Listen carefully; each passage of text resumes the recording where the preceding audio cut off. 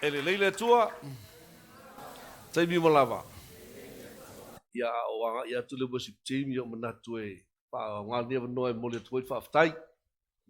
Sunga le fa fenga ia ole tama fo il tatu maftanga le fale lima ia pol fale ono fo. Ia tama uma tatu amene ia multina ia so ia wa nei na matu amata umatu lava. E vi ia ile tua ia fa ftai mo ne no mata ngofie ia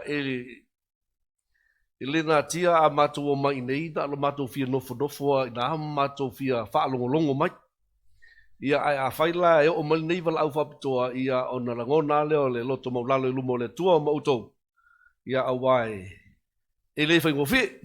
God is good all the time.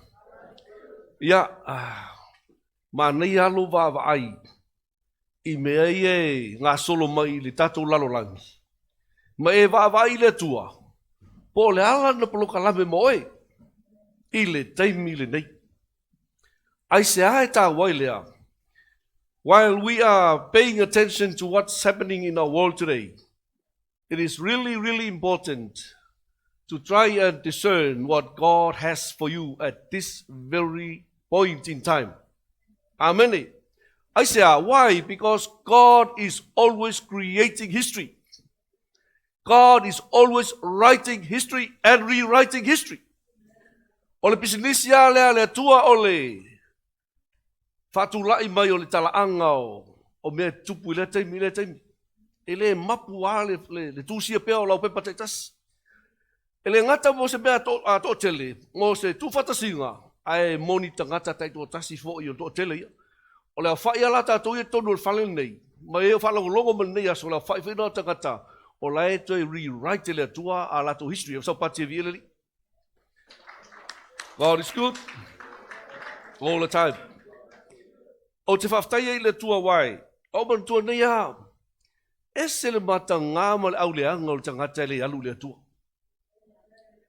Ai oka se au le lei o tangata e o mai le tua. Se tau tilo mai foi so vai atu. Tau kango e sua ska ka uleka. A mata tu le tula. Awang e bisis. Ya leo o waku le kula. Chole, ele ska ka uleka ko ka se spati e viele li. Hawa spati. Ai tau telo ida, o lo tau tilo mai stakata e sel auleanga. O lo auleanga ya soia. O tele ialu ia Yesu. Kalau sia le se kai me ka mai sera ko ka ka o Yesu ia o ke sa ia Yesu o te o ka mai. Amen. A wata to tilo tu nei vai taimi so le fa ka ia le li. O ina ilu talu e tati tu at fa pete vai mai o te au le.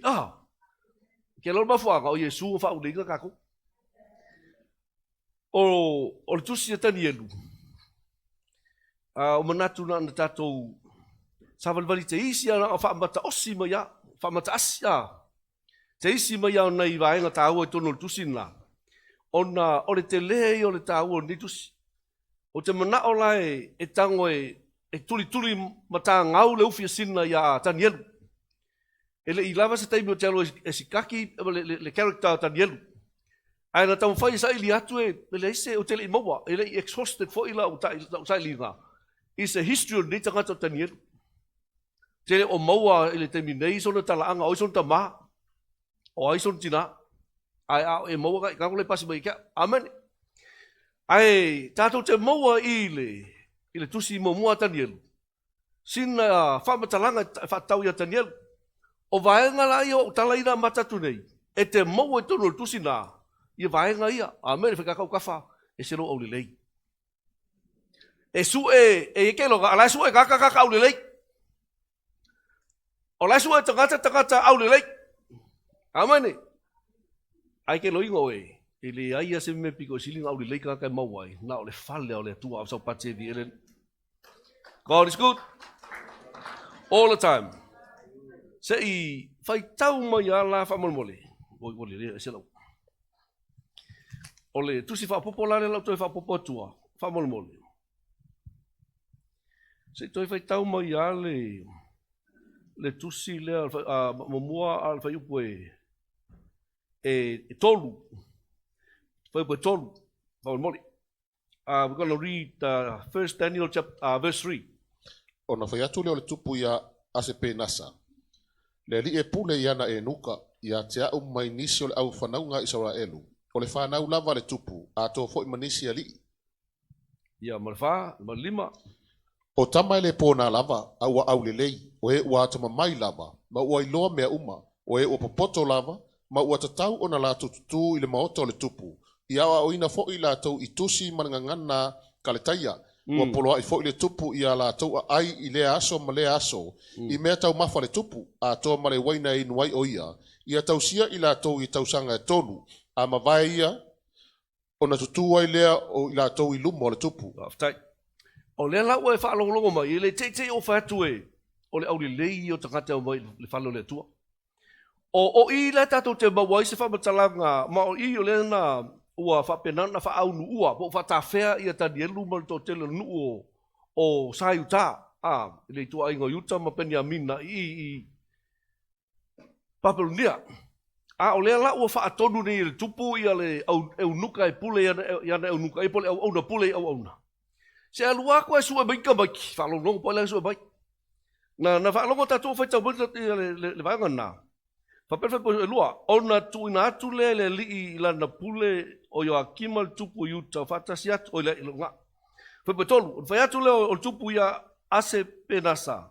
Le li e pule ia eunuka ia au mai ia nisi o le whanaunga a Israelu o le whanau lava le tupu a toa fo'i ma nisi ali. Whai mai e sa ili mai ni ta maiti e au mai le aingo le tupu. Au mai fo'i ai ngā whatau tupu. Ai tatu atu tuli o pule belea, e fōlinga mai ngā specific le piki mai ngā pole uplift mai ngā o ta ngata mai to tonu o Jerusalem mama wha e longa le mea kuwai. E loa e lulea, e whapiko, e ika ka poko ese a, e ika ka maululunga, e whai tangata e ono tau tupu lo lato tupu anga, o le ngofo i kau Jerusalem ma. Le lau tau tau la i elwa aile, e sua binga maiki. Ia mani tangata esto te leo, le mai ta whanga. Le wha moi, e piki mainga maiki au le lei, au sau pate vi ele li. E piki mainga maiki malolosi. E piki mainga maiki popoko, ba ia le whai kau langa le mio poto. E piki mainga tangata ya, e mawhai o na ha o ina. Easy to understand and to be taught. To learn even from mai ha o le nganga a kaltaia. Le ngaka ha o le nganga kaltaia. O tusi umalava me kau literature. O no winga la oka o se training ma ngai ale la fai. Ai fai to tonu Papelonia e lalo o le pule anga le tupu. Ai provide le tupu le lato accommodation. Provide le tupu le lato me ai. Provide le tupu le lato me inu. Ia o na whapenale o na maua mai e tama ia to tolu to wha. Te mana ola na e mantuaina la tama ia. Oi whai kamai ko wha. Danielu, Sataraka, Mesako, ma ape te niko. O iwangang ka sui o pele te sara eli ko ka Danielu. Na ta sui ia le uka lea. Ia o te mana ola e moa i lo mawa whau. O vaenga lea wha so lotu. Whai tau le tusi na watu whau le mole. Ua manatu Danielu, o le aleleanga o ia i mea tau mafa le tupu, po le waina inu ai o ia. Ona ai o ia tuai lea o ia lea li e pule i eunuka. Ina ia leleanga i o ia, na whaatupuina e lea tua lea lofa mutimuti vale o lea li e pule i eunuka i a Danielu. Mana ia i o le loto o Danielu le o te mana o te pue maia. A ele mana tua se sia mea Danielu, wa lava me le tasi o le leiolo no loto. Daniel's heart was that he should never allow himself to be defiled for being in the king's house, for being fed the delicacies from the king, and even from the wine the king is providing them. Ole manatu le leo Daniel, ole o mai nei la to i. Fai mai mon proclame, ai tupu wa se mele le loto Daniel. O te le fatanga ina me ai al tupu. Te le fatanga ina me inu al tupu. O te ele ai fa ale nganga le ngai loe Daniel lo na tu sa pate vi ele. Ele esta kata matu o te bra o ia o atatu o te tuli tu po la matu o Daniel lo mala uri ia mai. Pa me o ta maiti o se me o se fulu tasi se fulu tolu tau saka. The ages of these 4 boys were between 11 and 13 years. Raise your hand if you are between 11 and 13 years old. Ia vaila ko komiki la. Ale age la lauria. Ale age la mo ba tonu. This is the age group. Amen. O te fia atu la fa pene ya no matter who you are. No matter what you are. If you are willing to honor God in your life. Even very early in your life as an 11-year-old. Even younger. Greater things are bound to happen to you. And besides that, God whom you honor is behind you all the time and all the way. E sa pota o le tua. Amen. Ia tātou tilo la isfai puna na batu whamulmoli. Au ia tamai to awha. Wa fo ina le tua ia te ila tau le whautauta. Ma le tamai tusi umalava. A toa ma le poto a o Tanielu. Kua poto ia I whaalinga umalava mamiti. We are skipping the fact that Daniel had to ask permission from the chief eunuch to allow them to eat only vegetables and drink water only. But after he requested it and he gave them the advice, the strategy on how to do it, the chief eunuch agreed. And as a result, he told them, allow us to eat only vegetables and eat only water, drink only water for 10 days and then test us. When you test us, then you make up your own decision what you should do with us. Lela ua uma nena le vai ngana. Ua uma na aso se fulu. Nga le vai malfala au. Ai o minga ka ma. Wow. O le ko au le leia so pati vi le. Au le mele o le sile o quality le mga o ia tupu. Ia au le leita ba. O le fa moi foi le na le fa fanga fa pe ia mo ko au le leia. Ai e yai la me le nei lo Tanielu. E sili atu le au le leia batu le tua ia te ia. I lona ona ina o le atua, I lo le muli tai me ia mai le nuu e ifo i tupua, au pātia vi ele li.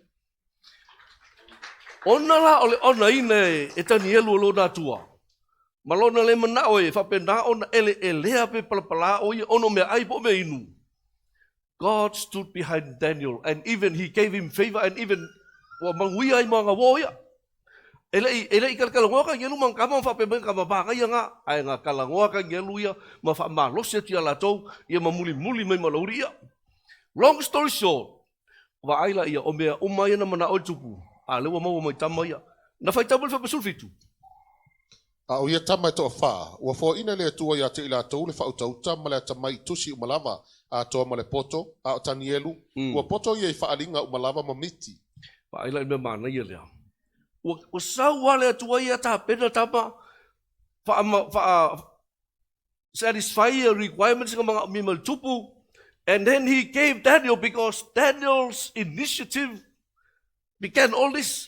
Ona o Tanielu o ia ona le moe mitinga male visiona mal to fa mamau le na tala noa I mamafu mulmelia. Special pay tapol poster me ka gir. Amen.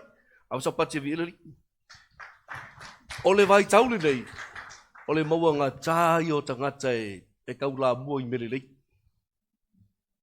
Wa tō sina tele tangata le tau muli I meleanga o le laurangi, mai sa tupulanga. Wa maua ngā tāri tupulanga man tala vau e kuku mai kaula mua I merelei, ma tai nisi tupulanga e whaingi merelei. Au mai la tali alu e te tātou te wawai I o le aini mātua. E lese whaolinga mai o lai ingi makua I, le ropena whioti uma mātua nei tamai o le whasio kinga I o wha mai. Ai, o le mea whaolinga mai o mwai le leia o mātua o tātou Tanielu. Whaolinga o le inga whawhanga le upo le tu. Abisau pati vile. Lea la ua tali le mana o le tupu, ai whalo mai. Ai whaolinga mai ua tā pena I le tua Tanielu. For something greater, even for not only for Daniel, but for his own people and for the world at large. Au sa pati vi le. Wa te ilau te lato te o sa wa kele sa fai kau kele ka fai kau wa kele o buki gumi. Au te la tau fai atu sina ta research ta Daniel o woi. Soli, lesi ka mai kusi kala ka geru kuspa ia. O se matua I tu si tala longo a. O se matua I tu si tala matautia o le te tele I o mea na whaia Tanielu, matu sia Tanielu lalo. e le I maua isi tu stala mamua. O le ngata lea, o le tele o takatanga lako disputinga ia kusukusinga kangeru. Ai mais, ke lona mafuanga le dispute. O makua I sao uma ke lo mea kangeru. A fai calculations, mathematical calculations, o mea whamamoka kangeru, pa sao lele. Amen. Tō te loi, na oi fo ia. Na o tani ielu al whenga tuai. Na tu sia tu spa ia al whenga tuai. O lai makua I accurate umati te sang kia mai ia. Mo Yesu ke risu. Wa o ke ilo kaua kunga o kangi ielu fo I. O le backbone. O ke loinga le fiku se fulu wa yaso o kausanga. Daniel 70 weeks of years. Fai mai ia lau boko kuspo ia. O le backbone o le kala le lei. Ala ka kusi mai kangi ielu o le whenga fo. Kuhai, amen. Ai ke vaila oi, o whea na a mata mai, el kole nginga kangeru. O whea na a maka inga channel mai a kangeru le poto lea. O kongu I le whanau tupu. A o le situation kangeru ngā lenga o kangeru o le whanau tupu. O ia o le pago tā, ave wha pago tā ina. Wha pago tā o taua. Wha tā whea, tai pio mele tatu tilo tu oi whea. Nisa la elu. O le ave whakakau kaua ingo, isa la elu whapea ngā uman mea ngā ave I lauria. Ave whakakau kaua, ia na watu lole o. Whai e por kalamel tupu, la te whao ngā ina e whai man au auna, whai mana mea whai ngaluenga. Ai wa ai oi, ai whao ngā e le tua e equip paitani elu. Mole atua. Ma le nuo le atua, ma le lalo langi umalava. Awisa pati e vi eleri. Mangu iem kako. Wa ngara o tāko atu toi whai tau, wa inga lesi e loa. Aua mata la tala mini mea na ule malamai. Ma wa fia e loa si kaki kangeru. Awisa pati e vi eleri. God is good. All the time. Ia o le atatou. Baba iatu I le whai upu e se suriva ma lus furu. Umalola I le vanga.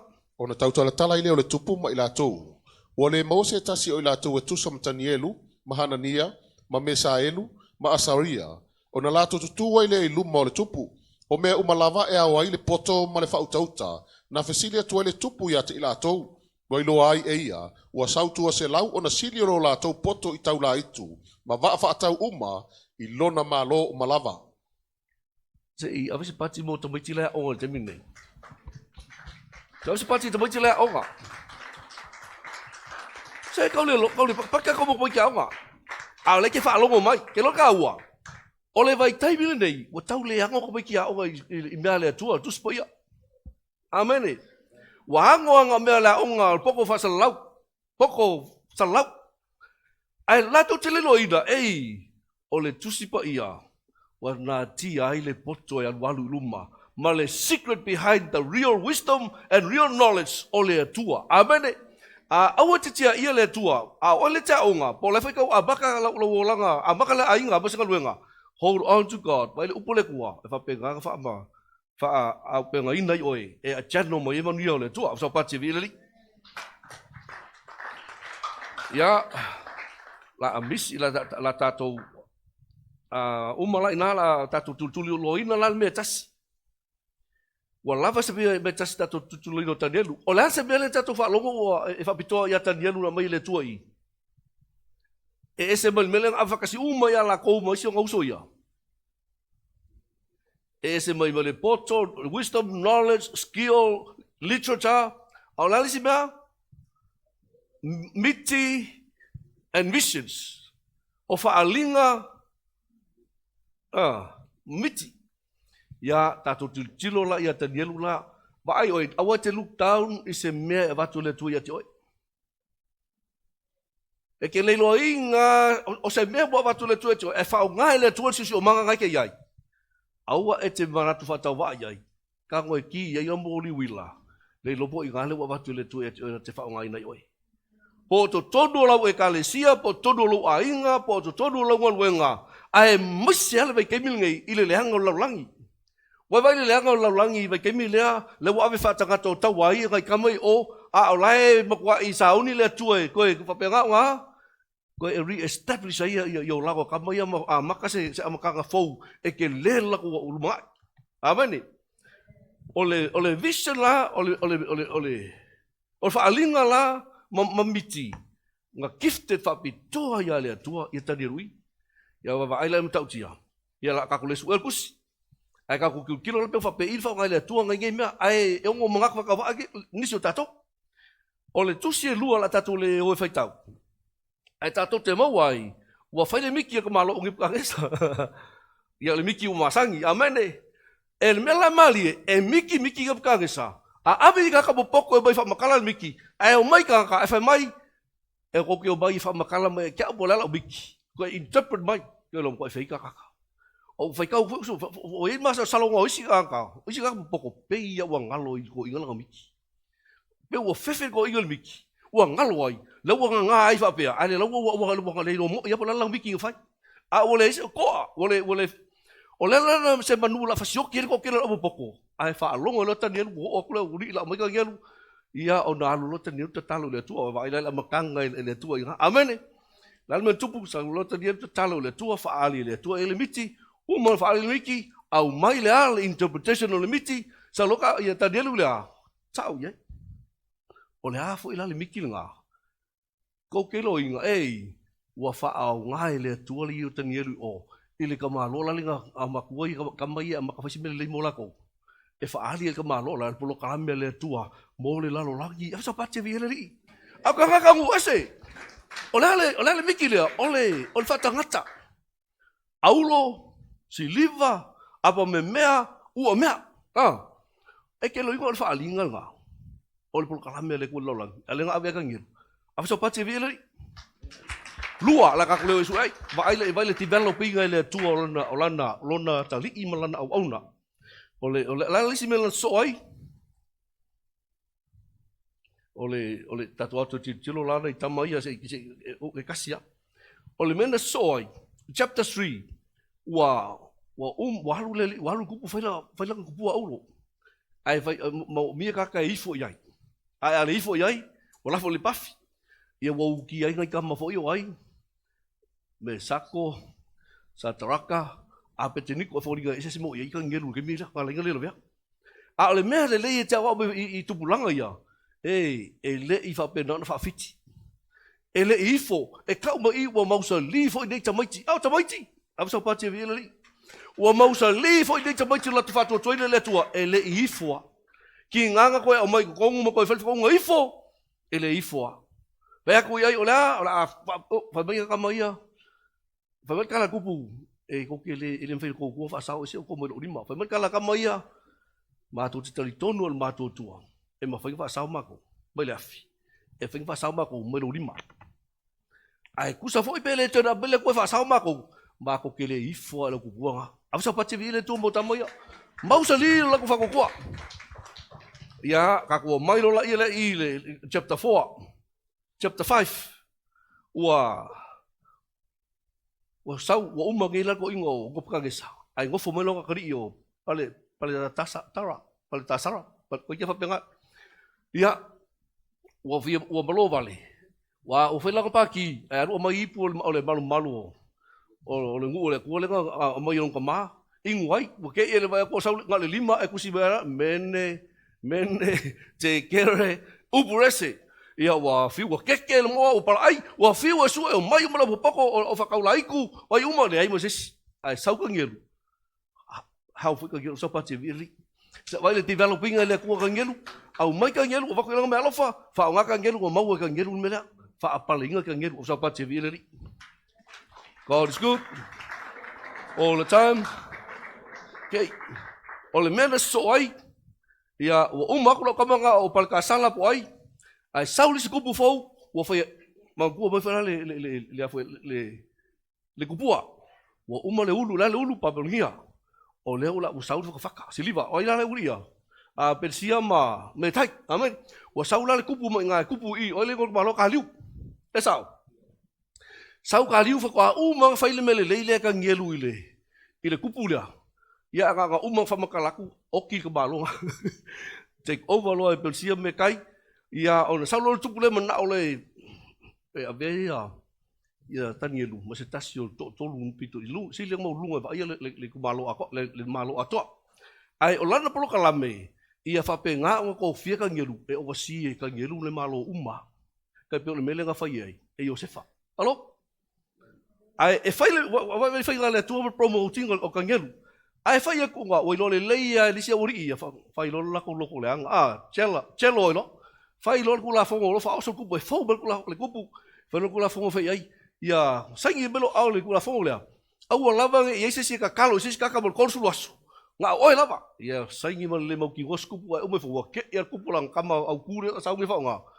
Wa molia mai, wa mato maua nei o ia, wa to tuli, mata talo i le tua i le, oi!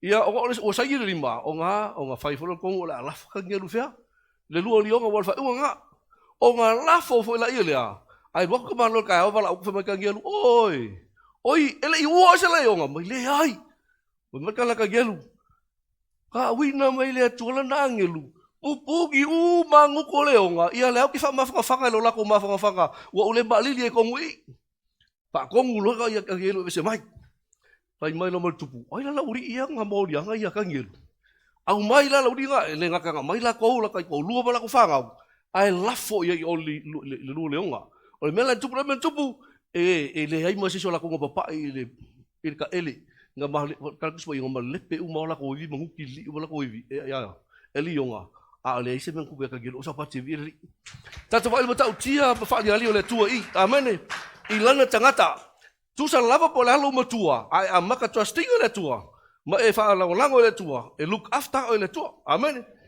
ya ka ko mo lo va ko muli ka fa le la uma hey ya fa ole fa yu ka ko pacific ka gelo ya fa fonga la pena fa tawina mta pu fitu pe mo mo talfa O le tausanga mua o Pelesara, le tupo o Papelonia, na ilo e tanielu le miti ma whaalinga ilo na moenga.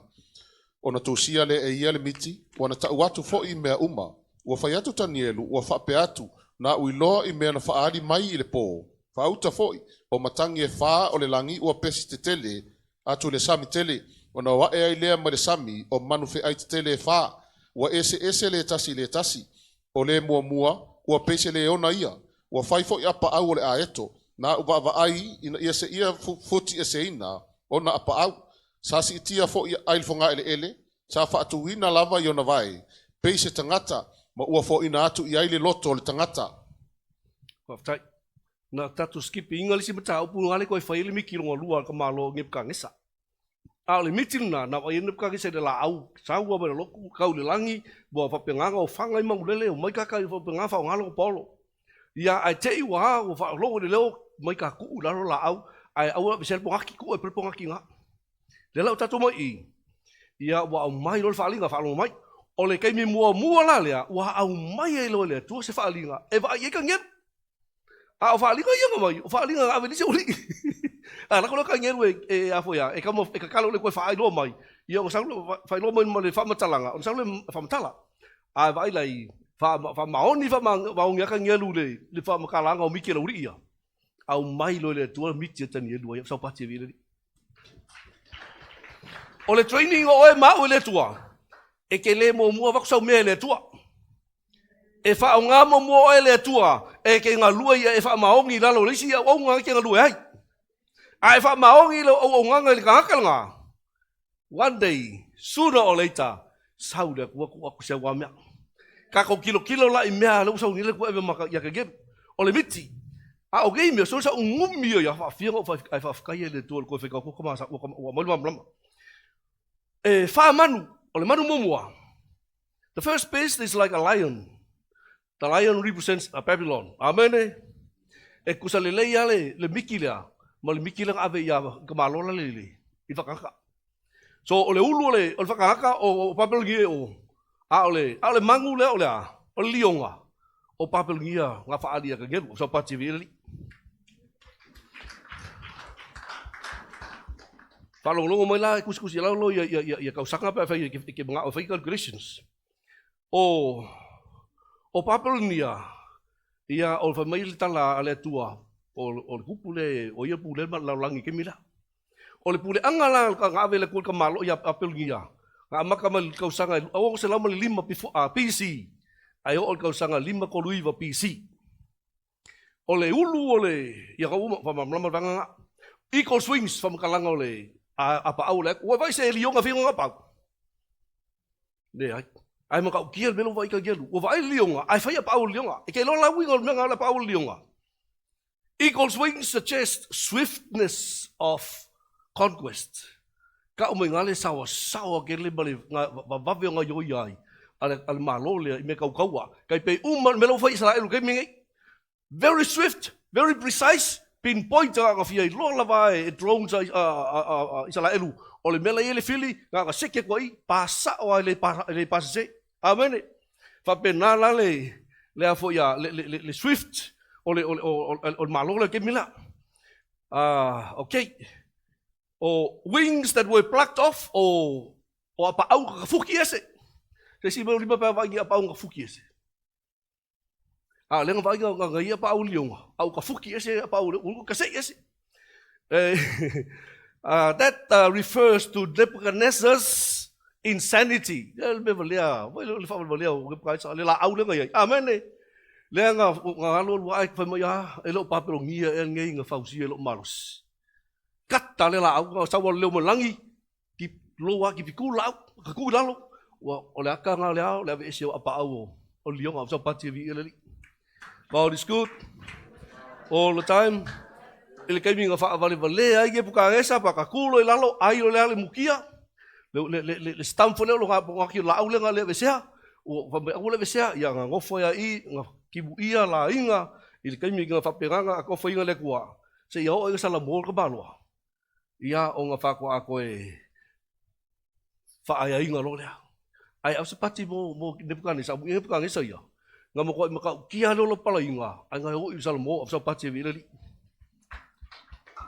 e ui ele fa mo lunga ka malwa o lo pala ile tua ile le o inga ai nga fa mo lalo longa loko ko sala mo ko fa pe na o nga ko fa mo ngi le tua ke fa bolima fa long fa bolima o le tadi le fitu ma uma ka ko i fa uta foi o le tasi manu fe ai o lona lua lea o pe o le urosa o tu la ya tu ile tasi tu o ilona ngutu o ivi aso e toru o ai ona nifo o la tau fa ya tu ai o fa pe atu tula ia ina e ai tino e tele. O le urosa alfa peltania o le pea, the pea. The second beast is the pea, which represents Persia, Medo-Persia, or time Persia, tausanga 5 koluiva i le kolulua BC. The arms and chest of the image was silver o kala vai o le aka malolai o kau au e silver au i o le ulosa amene o le leta noa i malole o foi bolima le raised up on one side refers to the Persian side wa koria lua malo o Persia ma me tai e malosia kula Persia lo me tai e me langa ko pea e ma walunga lisi kau au wa lisi apa au ai ma walalo lisi apa au o me tai la rai fa pena no tau lalo e au vai si vai na wings again picture speed o kau o apa au foi la o lo kala ngom le sawa o le sawa o ka kala ngoi le malo le o le se o ni fala o rip se kolu o ivi e tolu lai le ngutu o le manu la. The 3 ribs in the peace boughs may refer to the 3 sections of the Babylonian Empire which were sacked by the Medes and Persians under Cyrus.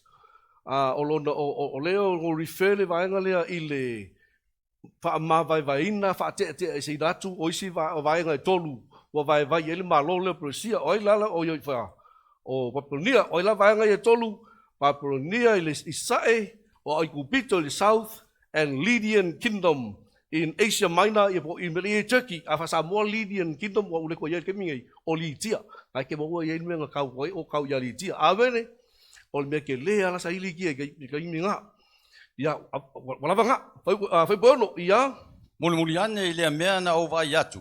Fauta foi o le tasi e pei o le na Mary. Ua ilona tua foi o apa au e wha o le manu lele. Ua iai foi le manu fe ai o uru e wha. Sa atu ina atu foi a te ia le pule. The third beast is the leopard. pictures Greece, 331 to 31 BC. Tolu sila tolu tasi ile, tolu tasi tau saka vai la. Sawal ko sila ko kasi au lumanga ile Mesia, lau ko ko kasi kau uman Mesia. Tula ilon malole wa eleni. Ole proud slanga ile fakaka foi langa vai ia ile malo. Ole mela vakas. O lo tan no la wings, the wings picture speed within 13 years Alexander the Great o kamalo la ia lengi o le sanga. Alexander the Great conquered the whole world, marching as far as India, and then he died empty-handed. Oka. Ma sawa le al malole la lo malolo o sanga ai la mengupu ngoki wo igia ai oki le se mea kasi gal moia. Nau na te pulela o langi, mawhai sawa ske bubu, ai alu lese mea ngal moia. Pakalo falisi lesi, ele au ngā mea lau langi. Si le kako le kua, umale o langa ngai, kako ke oe, tu tumu o tatu tanga ma tatu ato, I whamanianga whale nganga. Okay, a pau fo il manu nga. The wings again picture speed, so ngā umwhayak wam. The four heads of the leopard, the four heads of the leopard may point to the division of the empire to the four of Alexander's generals after his death.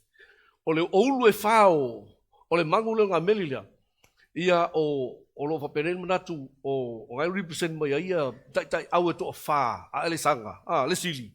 Ngā oti loa sana, vai lo ele malo e leni. O sa pati vira ni. Lela uma. Fitu malvalu. Vega fakasi fe fiku malvalu. Mon muliane ile mea. Na o iloi fa alinga le po, fa auta mai. O lona fa man fe ai, o matautia ma o maa, o matua ma losi lava. O ia fo ini fo o mea tetele. O ia aina malamu pala a o mea watutoi wana soli ona vai. E se lava ia I manu fe ai uma na mua ia te ia. Sa ia fo ini fo se fulu ilo na ulu. Na umana natu nifo fauta foi. O le tasi nifo I titi, wa tupua ele va o ia nifo, o na fai e sea lea I ona luma, o nifo e tolu salua I tutu, fauta foi, wa ile nei nifo o mata e pei o mata o tangata, a toa marengotu ua tau taratala I upu fa sausili.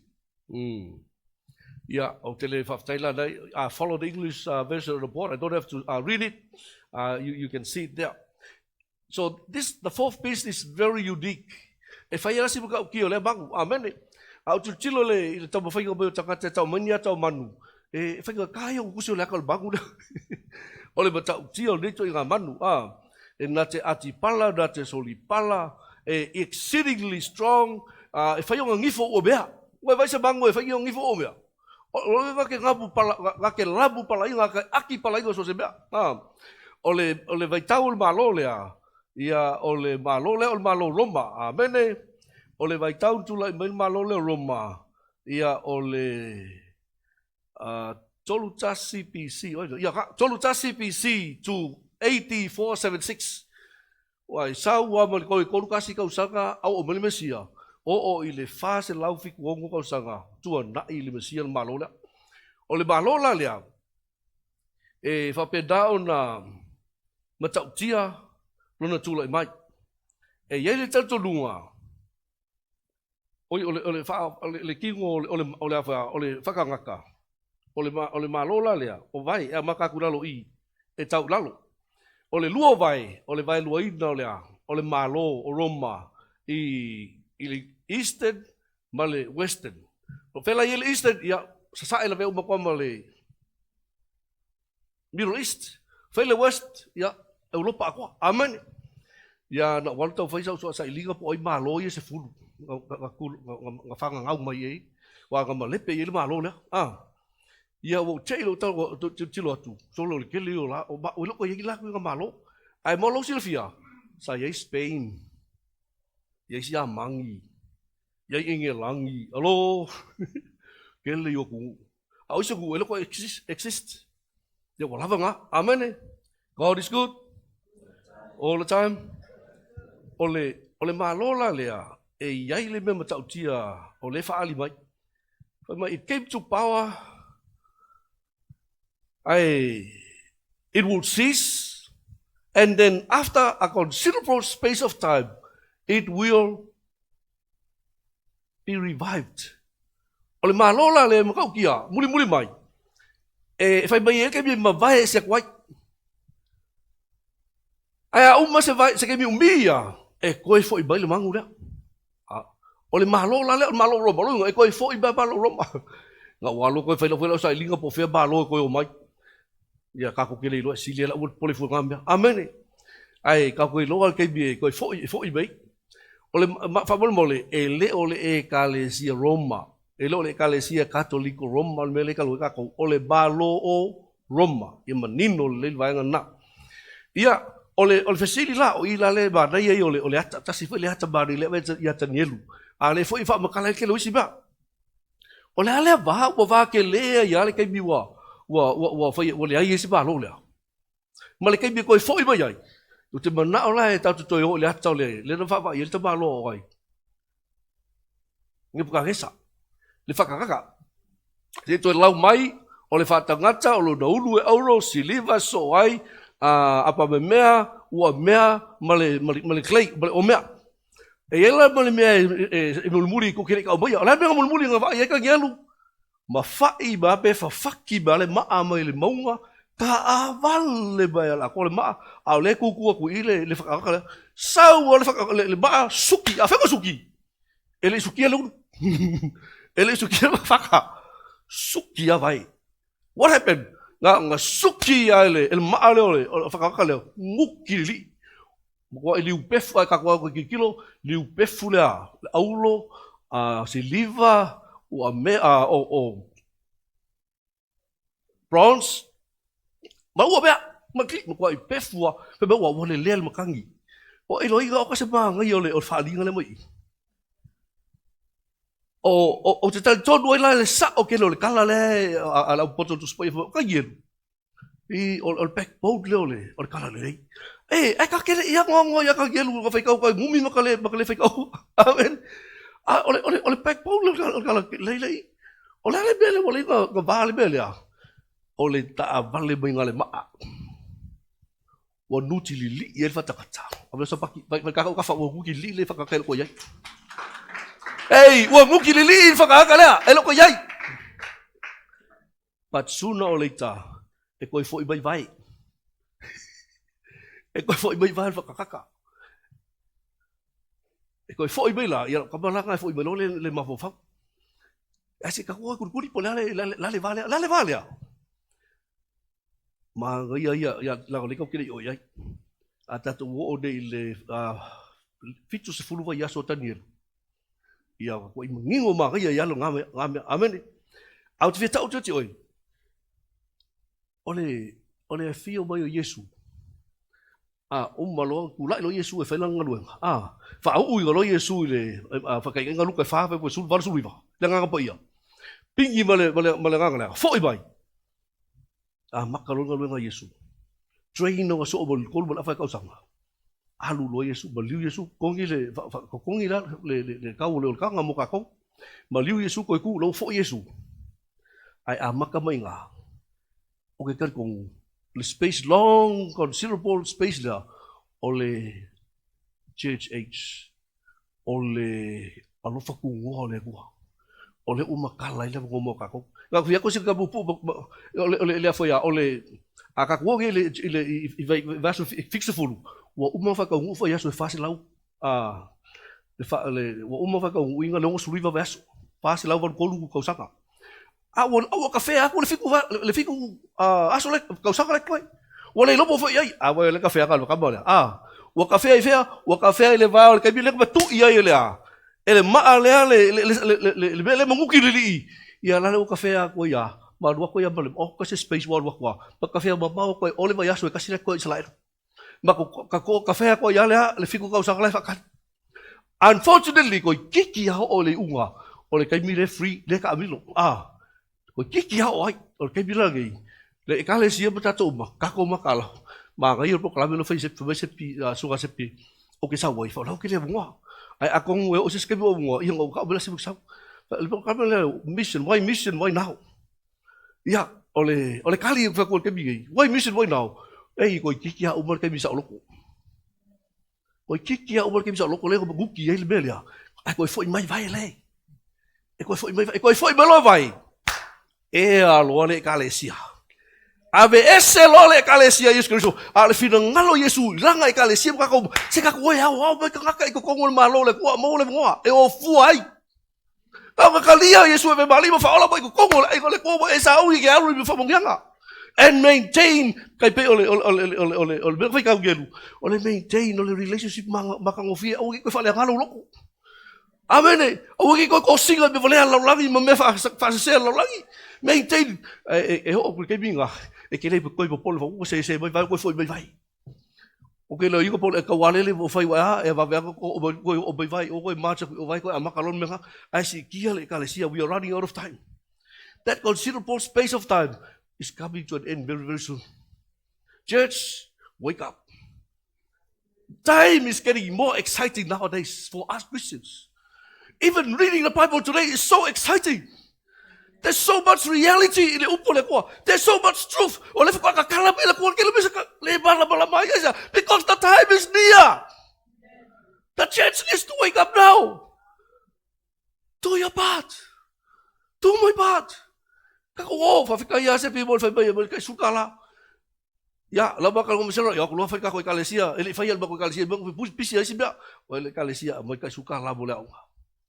A fa fo mai si e kalesia ia ma ia me ka suka la a bene mo ke bi fa ka suka la support dele ia la onga e fa pe fa lo ke le ngalo ko sa pati vele God is good all the time finally ele umar ku se ka gelo a la ia i ngol fa nga le ko ka gelo exactly the same with you exactly the same with every one of us no matter what you're facing now. Jadi le ko pula halau pula ko wal me ngai wo ia ke mingai God is creating history kupul belia God is doing something God is calling you God is setting somebody up to rise up and start your mission start your ministry I'm so party let's all stand for time langsung asap After lu baca tua ole au noi fa pena ona fa soilo fa pena fa ona fa mangalo mai le atu toa ona momoli ile awala e fa pena ona tutusa ile mau tanga uma ai tatalo le mana lu nga pa ia moli o pe oil nei ia e fa munia ina to telo tanga fa longolongo mai e manatula toele au nga la to taleni o yai e manatu la to leso la to mana i leso la to fa mo boy ai a veta nielu ma lo fa nga ino ta nielu ma le situation no ya ta nielu e da fa pena e fa tu lai be le la wala au ya ta nielu ma lo fa nga ino ta nielu o manino i mala le langi ma Israelu ma lawe kalesia i lau polo kalame matango fie wa e ta pena ina mo i mato fo ile viga ya te oi ile suafo Yesu amen.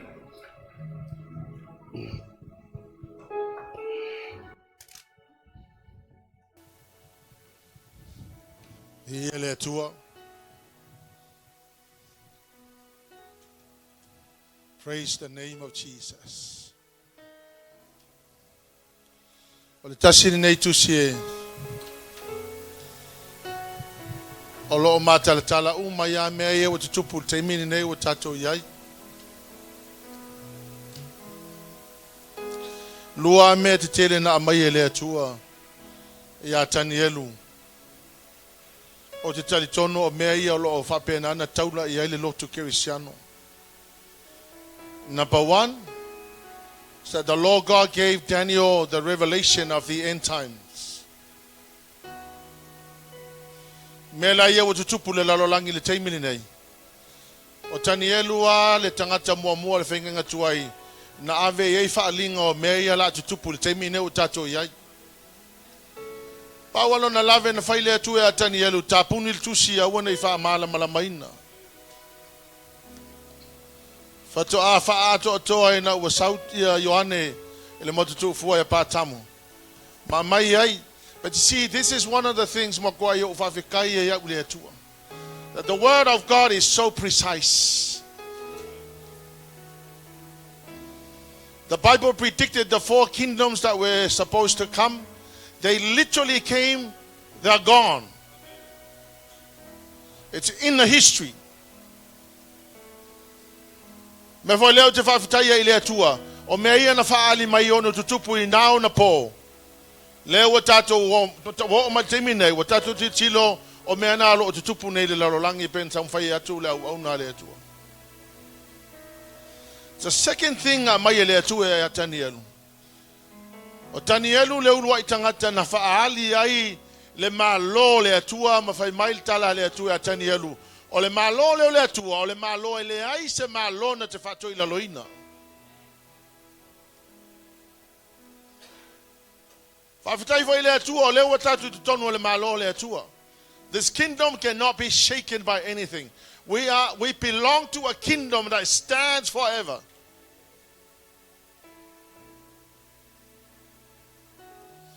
O te whai atu fo ia te oe. E le ai se si mea pito e siri o na iei le truth na ilo le upo le atua. And when God revealed all the things that were about to happen and they literally happened and they are coming, they are supposed to be happening very soon. Grateful le atua. Nga wa mai le whaalinga ia Tanielu. And now we are receiving this revelation. Grateful to God that I belong to a kingdom that cannot be shaken.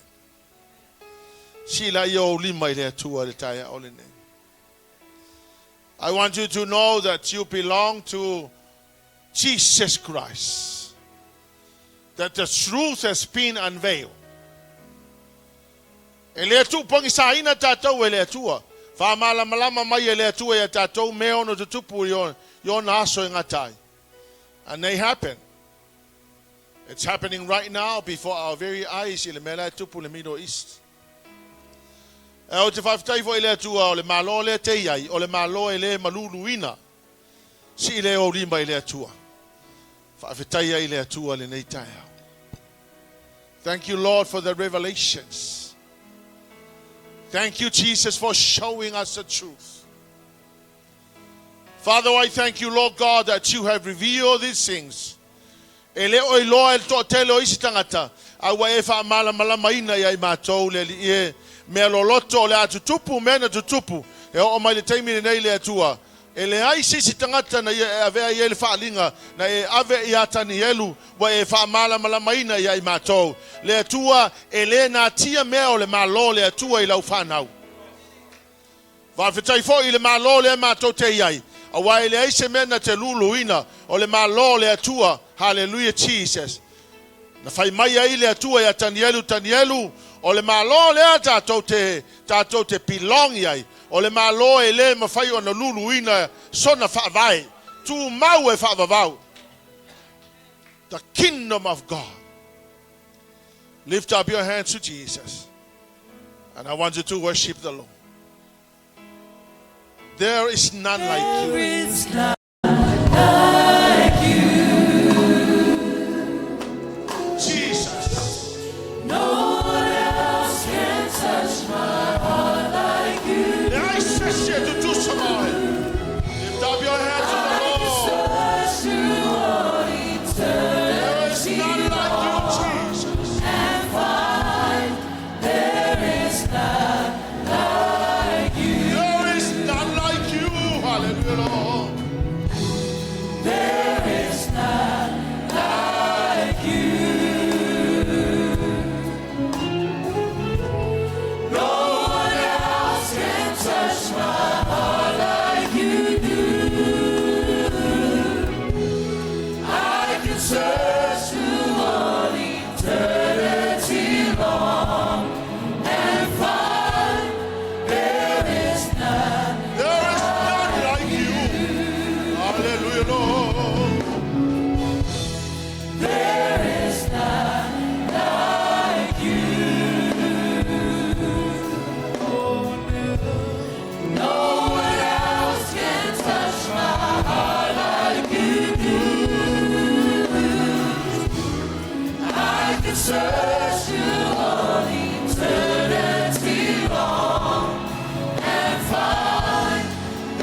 And I will praise you.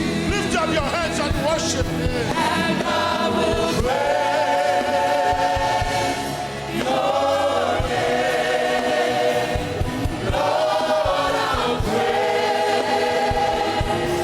your name. And I will lift you up forever. Hallelujah, Jesus. And I will praise your name. Lord, I'll praise your name. And I will lift you up forever. Hallelujah, Jesus.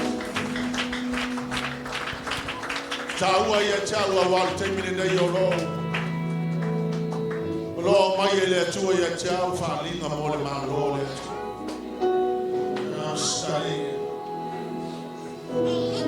Ale feta lai nga le atua ele aisi si anu le langi pe ale i tono le malo le atua.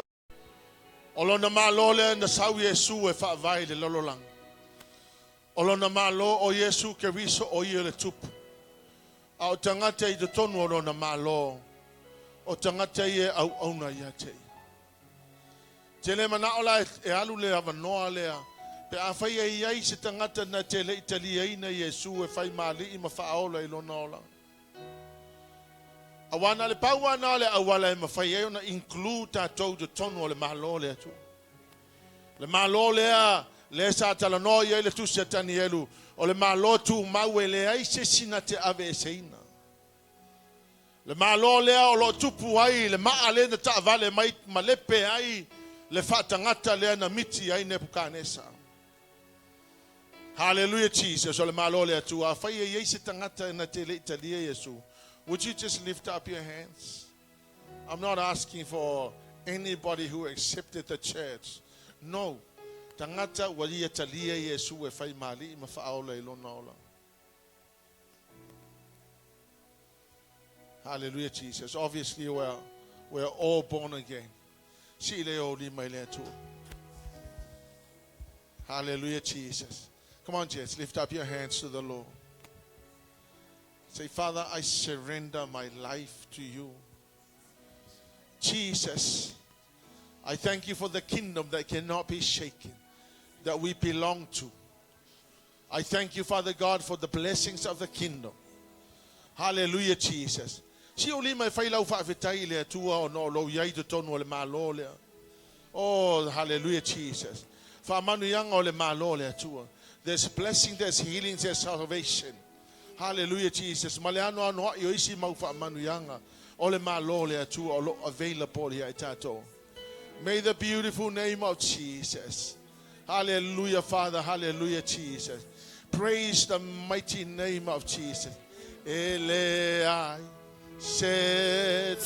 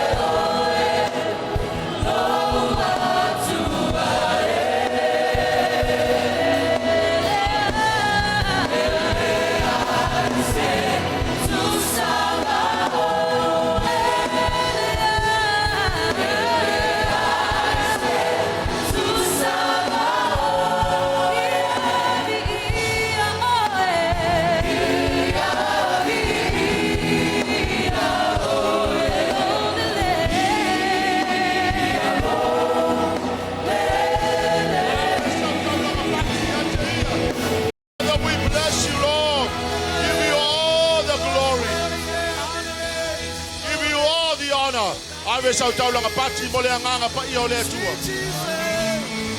Thank you, dear Holy Spirit. Bless you, Lord. Thank you, Jesus. Hallelujah, Father. Tama, whamanuia lau whanau, whamanuia lau au na nau wala mai e lo finangalo, whamanuia le whaletu ya Sarah mal le whanau e meise le kalesia, fo ia tu le vi inga ia te oe, ave sau taulanga pati le atua. We bless you, Jesus. We thank you, Lord. God's people will shout.